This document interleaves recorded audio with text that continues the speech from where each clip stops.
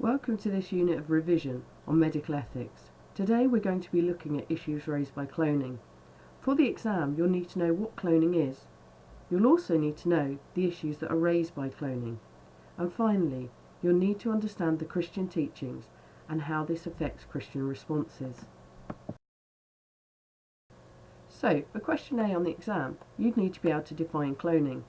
This definition would ensure you get the mark that is available for that question. There are, of course, different types of cloning, and for the exam it would be important for you to know at least two. One type of cloning is therapeutic cloning. In therapeutic cloning, human embryos are cloned and then used for medical research.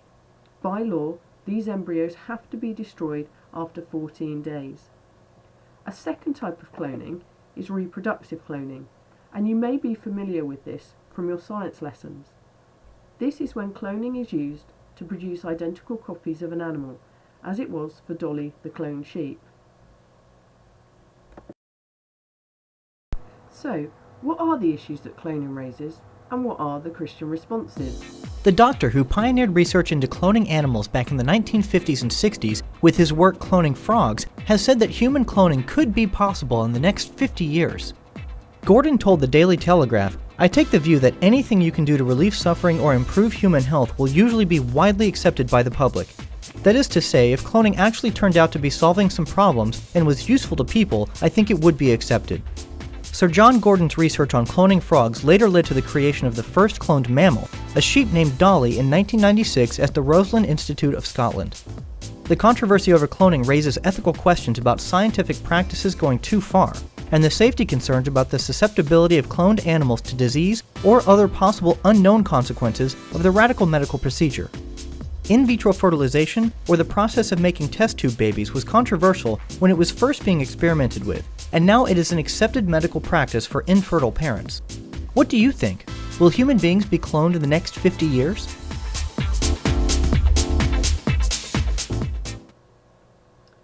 As you can see from that short video, there are many issues that are raised by cloning. It's really important that before the exam you think about your own attitude towards cloning and also your responses to the issues that it raises. For Christians, one issue that cloning raises is whether doctors are playing God. The issue raised here is about whether scientists had the right to create life outside the natural order of things.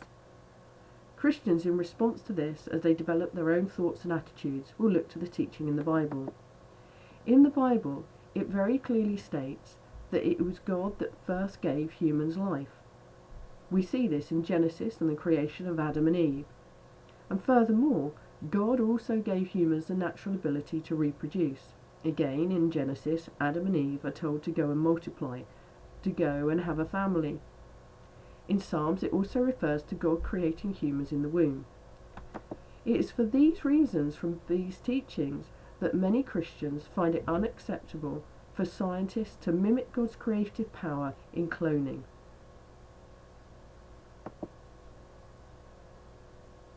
A second issue is whether it is right to use humans as commodities. A commodity is a product, something that is produced for consumers to use and then dispose of when they're finished with.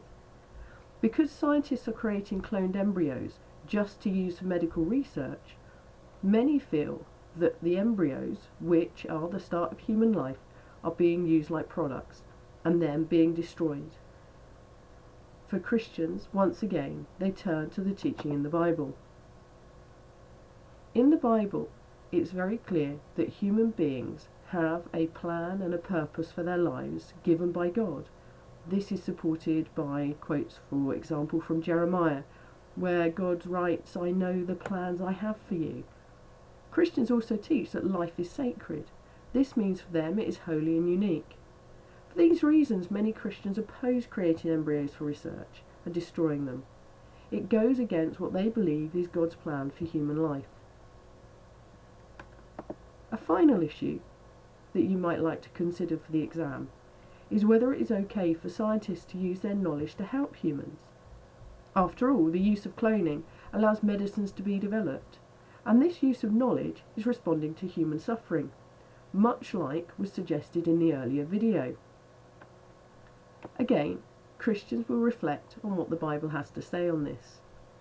It's clear in the Bible that Jesus wanted to help people.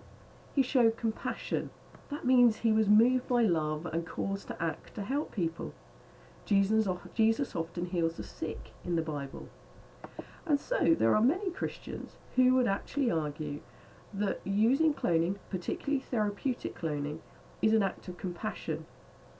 They would argue that God has allowed scientists to gain this knowledge, and as they use it, they are healing the sick. And so these Christians would therefore support cloning.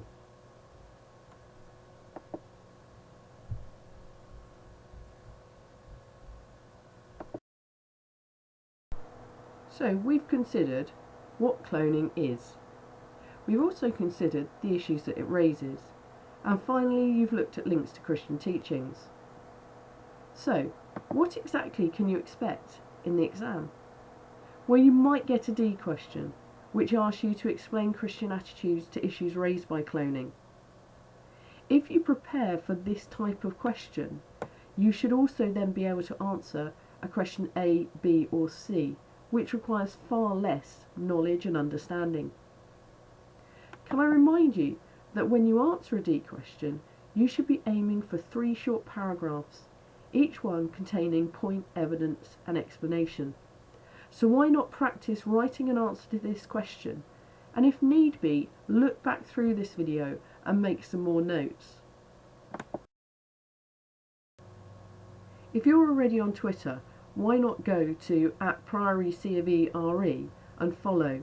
There you will find a lot more support for your preparation for your GCSE, as well as further revision links that I've also tweeted.